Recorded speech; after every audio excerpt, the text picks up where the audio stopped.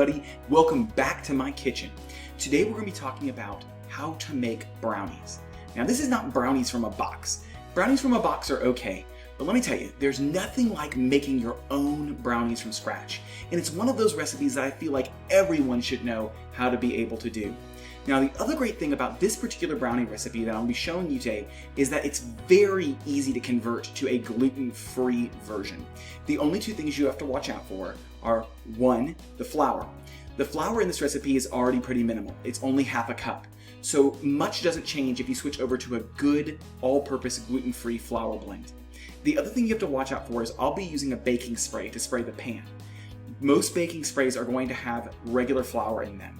So to get around this, what you can do is take some room temperature butter and put it on a small cloth or on a paper towel and rub it around the bottom of your pan and up onto the sides, and then sprinkle some of the gluten-free flour into it.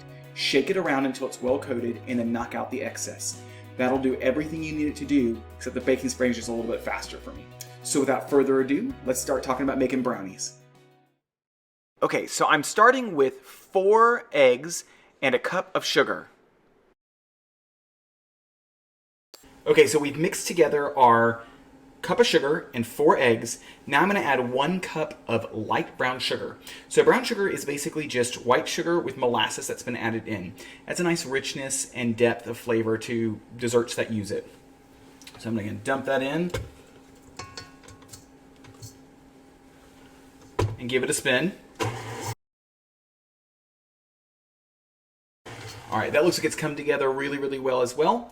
So now what we want to do is we want to add 1 1/4 cup of cocoa powder. So this is unsweetened, straight cocoa powder, and it can be kind of expensive. One of the best places I've found to get cocoa powder for relatively inexpensive is actually Aldi.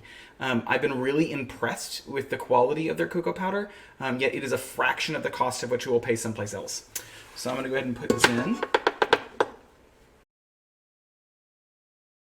Okay, you're going to notice that this is actually pretty thick at this point. That's absolutely fine. There's going to be a liquid that's going to come in at the very end that's going to bring this to the right consistency. So I have 2 teaspoons of homemade vanilla extract. If you don't have homemade vanilla extract, you can buy it at the store, and that is absolutely fine. Next, I'm going to add a ½ cup of all-purpose flour. Like I said, if you're going to be making these gluten-free, now would be the time to switch over to your gluten-free flour.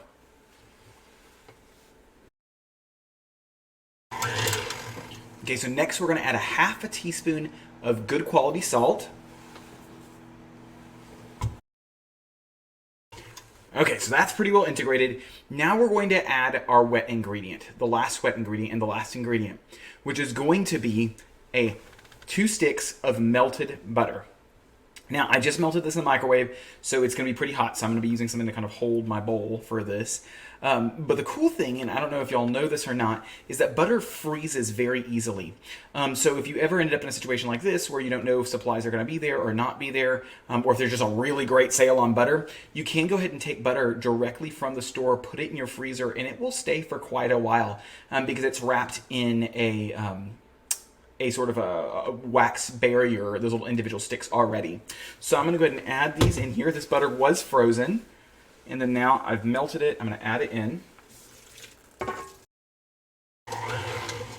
Okay, so this is looking a lot more like brownie batter. Probably something like you've seen if you've ever gotten something out of a box. So next, we're going to go ahead and move this into an oblong 13 by 9 inch cake pan. So let me go grab that. So here we are. Now we are going to be moving this into our cake pan. And once again, this is a place where if you're going to be making this gluten-free, you really need to think about this. So this baking spray is going to have flour in it. This flour is not gluten-free. So again, go with that other option I talked about at the beginning where you're using the butter and the gluten-free flour if you want to make these gluten-free. If you're not concerned about that, the baking spray is always much faster.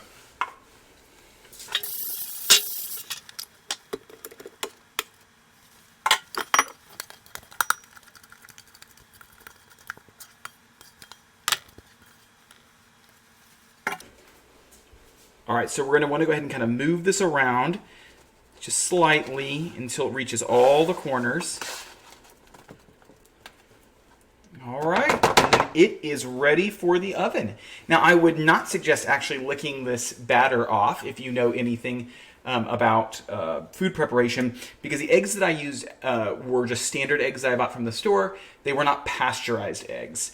If you're going to be doing anything where you're concerned about consuming raw egg, which I just wouldn't do it at all, but if you really, really feel like you need to, I would suggest going with pasteurized eggs. The other thing is that flour can also carry salmonella in it, and that just has to do with the way that flour is processed. So again, I just wouldn't eat raw ingredients in general. But hey, if that's your deal, I just wouldn't suggest it. So let's go and get these in the oven and we'll get them baked, and I will see you next time on Bakespeare. Except for the fact that I didn't tell you how long to cook these. So these are raw, and I went into that long thing about not eating raw food. So these brownies are going to cook in an oven that's been preheated to 350 degrees, and these are going to go for about 30 minutes. Sometimes a little bit more, sometimes a little bit less. It just really depends on the oven, depends on the color of the pan. Actually has a lot to do with it. If you're doing a clear glass bottom pan, or this is a more of a gray color, or if you have a black pan, heat just transfers differently depending on the pan type and the material used. So again, I would go for about 30, but then check them there. It might need more time, maybe a little bit less, but probably more if you need anything. So I will now see you next time on Bakespeare.